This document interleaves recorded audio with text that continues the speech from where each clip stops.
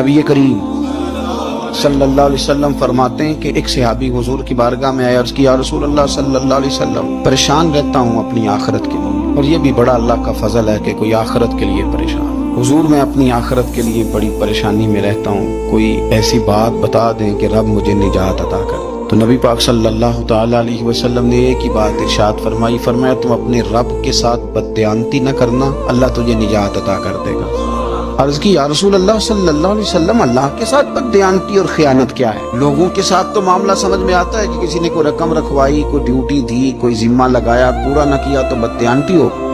अल्लाह के साथ बददयानती का माना क्या है? तो नबी पाक सल्लल्लाहु अलैहि वसल्लम फरमाने लगे, वो काम जो तुम्हें खालिश अपने रब की रिजा के लिए करने चाहिए थे, उन कामों में अगर तुमने नीयत कर ली ना कि लोग भी देख ले, खैर का भी तुमने इरादा कर लिया, हुक्म दिया था अल्लाह रसूल ने, करने थे